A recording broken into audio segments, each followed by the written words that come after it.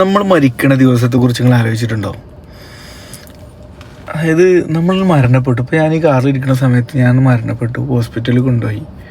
ദുരൂഹ സാഹചര്യമാണെന്നുണ്ടെങ്കിൽ പോസ്റ്റ്മോർട്ടം കാര്യങ്ങളൊക്കെ കഴിഞ്ഞ് നേരെ വീട്ടിലേക്ക് എത്തിച്ചു. ഇനി അതല്ലാത്ത സാഹചര്യമാണെന്നുണ്ടെങ്കിൽ നേരെ വീട്ടിലേക്ക് വരുന്നു, പ്രിയപ്പെട്ടവരൊക്കെ വരുന്നു. അതായത് ജീവിതകാലം ചിലപ്പോൾ എന്നോട് ചിരിക്കാത്ത അല്ലെങ്കിൽ ഇന്നൊരു പരിചയമില്ലാത്ത ആളുകളായിരിക്കും ചിലപ്പോൾ എൻ്റെ മയ്യത്ത് കട്ടിൽ കൊണ്ടുപോവുക.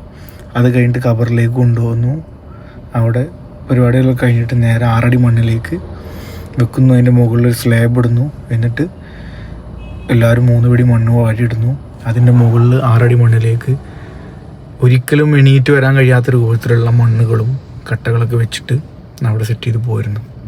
പോരാൻ നേരത്തെ പ്രാർത്ഥന, അല്ലാഹുമ്മ സബ്ബിത്തു ഇൻദ സുആൽ എന്നുള്ള തുടങ്ങുന്ന പ്രാർത്ഥനയും കാര്യങ്ങളും കഴിഞ്ഞ് നേരെ പോരുന്നു. അതിനുശേഷം അവിടെ ഒരു മൈലാഞ്ചി ചെടി കുഴിച്ചിടുന്നു. പ്രിയപ്പെട്ടവർ, ബാപ്പ, അമ്മ, പെങ്ങന്മാർ, ഏറ്റവും ആത്മാർത്ഥ സുഹൃത്തുക്കൾ, നമ്മൾ ഇഷ്ടപ്പെടുന്ന ആളുകൾ കുറച്ച് നേരം അവിടെ വിതുമ്പി കരയുന്നു. വാട്സപ്പിലും ഫേസ്ബുക്കിലൊക്കെ RIP എന്നൊക്കെ പറഞ്ഞിട്ട് സ്റ്റാറ്റസ് ഇടുന്നു. സാമ്പത്തികമായിട്ടൊന്നും ഇല്ലാത്തൊരവസ്ഥയാണെന്നുണ്ടെങ്കിൽ നാട്ടിലും നമ്മൾ പ്രിയപ്പെട്ട കുറച്ച് ആളുകൾ കൂടിയിട്ട് കുറച്ച് ഫണ്ടൊക്കെ കളക്ട് ചെയ്യുന്നു, വീട്ടുകാരെ ഏൽപ്പിക്കുന്നു. മയ്യത്തെടുക്കുന്ന ആ ഒരു സമയത്ത് നമ്മളെ ഷഫീഖ് മരിച്ചു അല്ലെങ്കിൽ ഇന്നാൾ മരിച്ചു എന്നാ പറയാം. വീട്ടിലെത്തി ഇന്നൊന്ന് കാണുന്നു, ഞാൻ കല്യാണം കഴിച്ച ആളോ അല്ലെങ്കിൽ എൻ്റെ ഏറ്റവും ആത്മാർത്ഥ സുഹൃത്തുക്കളോ വീട്ടുകാർക്ക് പോലും അന്യമായിട്ട് പോകുന്നൊരു മൊമെൻ്റാണ് അത്, അല്ലേ? പിന്നെ കെട്ടിപ്പിടിക്കാൻ വേണ്ടിയിട്ട് ചിലപ്പോൾ വീട്ടുകാർക്കോ അല്ലെങ്കിൽ ഞാൻ കല്യാണം കഴിച്ച ആളോ അല്ലെങ്കിൽ എൻ്റെ ആത്മാർത്ഥ സുഹൃത്തുക്കൾക്കോ എൻ്റെ മക്കൾക്കോ ഒന്നും പറ്റൂല. അപ്പോഴേക്ക് പിടിച്ചു മാറ്റും. മാക്സിമം നമ്മൾ നമ്മളെ ബോഡി നിശ്ചലമായി കഴിഞ്ഞാൽ മരണശേഷം നമുക്ക് പ്രത്യേകമായിട്ട് ദുബായ് അല്ലെങ്കിൽ അന്യ നാടുകളിൽ നിന്നും ആരും വരാൻ ഇല്ലാത്തൊരവസ്ഥയാണെന്നുണ്ടെങ്കിൽ, അതായത് നമ്മളെ മയ്യത്ത് കാണാൻ വേണ്ടിയിട്ട് ആരും കാത്തിരിക്കേണ്ട ഒരവസ്ഥ ഇല്ലെങ്കിൽ നേരെ എന്ത് ചെയ്യും, മാക്സിമം 2-3 മണിക്കൂർ കൊണ്ട് നേരെ ഖബർസ്ഥാനിലേക്ക് 6 അടി മണ്ണിലേക്ക് എടുക്കും. ഞാൻ മരിച്ചതിന് ശേഷം എൻ്റെ വീട്ടിൽ വരുന്ന സമയത്ത് ഇവർ പറയുന്ന പേരെന്തായിരിക്കും അറിയോ? മയ്യത്ത് എപ്പോഴെടുക്കുക, എൻ്റെ പേര് പോലും ആ നിമിഷം പോലും അത് പോവാണല്ലേ. പിന്നെ ഷഫീഖ് എന്നല്ല പറയാം, ഷഫീഖിനെ എപ്പോഴും എടുക്കാന്ന് ചോദിക്കൂല ഒരിക്കലും.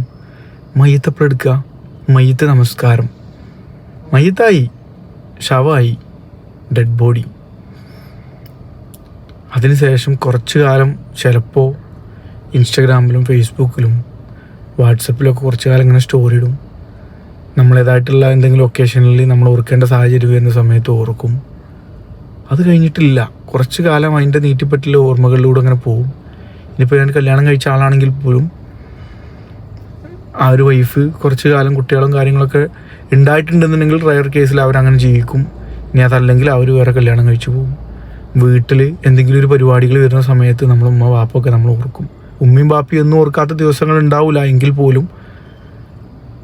പക്ഷേ അതങ്ങനെയാണല്ലേ, നമ്മളില്ലാത്തൊരു ലോകം. അതിനെക്കുറിച്ച് നിങ്ങൾ ആലോചിച്ചിട്ടുണ്ടോ? നമ്മൾ നാളെ ഇവിടുന്ന് പോയി കഴിഞ്ഞാൽ ഖുർആനിൽ 165 തവണ മരിക്കുക, മരണത്തെക്കുറിച്ചൊക്കെ നമ്മളെക്കുറിച്ച് പറഞ്ഞിട്ടുണ്ട്. 123 കൂടുതൽ തവണ മരണത്തെക്കുറിച്ച് വ്യക്തമായിട്ട് പറഞ്ഞിട്ടുണ്ട്. കുല്ലു നഫ്സിൻ ദാഇഖത്തുൽ മൗത്ത് എന്ന് പറഞ്ഞിട്ടുള്ളത്. എന്തൊക്കെ തെറ്റുകളാണ് നമ്മൾ ചെയ്യുന്നില്ല ഈ ദുനിയാവിൽ.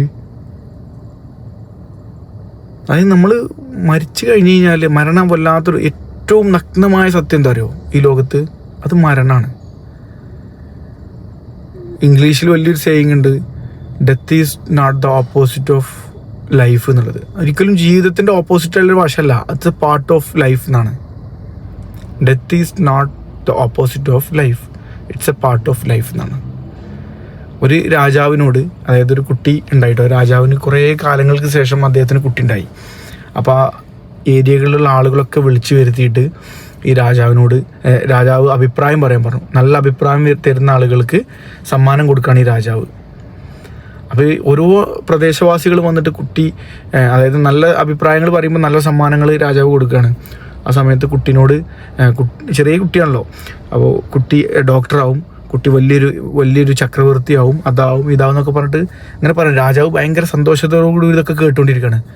രാജാവ് ഓരോ കാര്യങ്ങൾ കുട്ടിയെക്കുറിച്ച് പ്രശംസിച്ച് പറയുമ്പോൾ എന്ത് ചെയ്യുന്നുണ്ട്, സമ്മാനങ്ങൾ കൊടുക്കുന്നുണ്ട്. ഒരു സാധാരണക്കാരിലൊരു മനുഷ്യൻ വന്നിട്ട് പറഞ്ഞു, കുട്ടി മരിക്കും. അയാൾ അപ്പം തന്നെ എന്ത് ചെയ്തു, ആ അവിടുന്ന് മാരകമായിട്ട് ഉപദ്രവിച്ച് അയാളെ തൂക്കിലേറ്റി. പക്ഷേ ഇതിൽ കഥയിൽ പൊരുളെന്ന് വെച്ച് കഴിഞ്ഞാൽ ആ മനുഷ്യൻ പറഞ്ഞതാണ് ഏറ്റവും വലിയ സത്യം അല്ലേ. അയാളാണ് കുട്ടിയെക്കുറിച്ചുള്ള പ്രവചിക്കാൻ പറഞ്ഞു. കുട്ടി മരിക്കും, ജനിച്ചു കഴിഞ്ഞ ഒരാൾ മരിക്കും എന്നുള്ളത് കറക്റ്റാണ്. ഏറ്റവും വലിയ സത്യമാണ് അയാളാണ് പറഞ്ഞത് അല്ലേ. എന്നതുപോലെയാണ് ലൈഫ്. പടച്ചോനെ, നമ്മൾ എവിടെ എത്ര വലിയ ഇതിലിരുന്നായിട്ടും കാര്യമില്ല. ജസ്റ്റ് ഒന്ന് നെഞ്ചുവേദന സംഭവങ്ങൾ വന്നാൽ മതി. ഇപ്പം ഞാൻ ഈ സംസാരിക്കുന്ന സമയത്ത് ഈ ഭാഗമൊന്ന് കഴിഞ്ഞ് ഇവിടെ കടന്നു കഴിഞ്ഞാൽ ആരും വരില്ല. കുറച്ചു നേരം ഇങ്ങനെ വണ്ടി എന്താ ഈ വണ്ടി ഇവിടെ നിൽക്കണമെന്ന് വെച്ചുകൊണ്ട് കുറച്ചു നേരം കഴിഞ്ഞ് കഴിഞ്ഞാൽ കൊണ്ടുപോകും. ഇനി നമ്മൾ എത്ര വലിയ ഇതായി കഴിഞ്ഞാലും ഒരിക്കലും നമുക്ക് അൺസേർട്ടൈൻ ആണ് നമ്മുടെ ലൈഫ് എന്നുള്ളത് അല്ലേ. ഈ വീഡിയോ കേട്ടിരിക്കണ്ട, കുറച്ച് പണിയെടുത്തോടി പോയി കണ്ട് എന്തായാലും മരിച്ചു.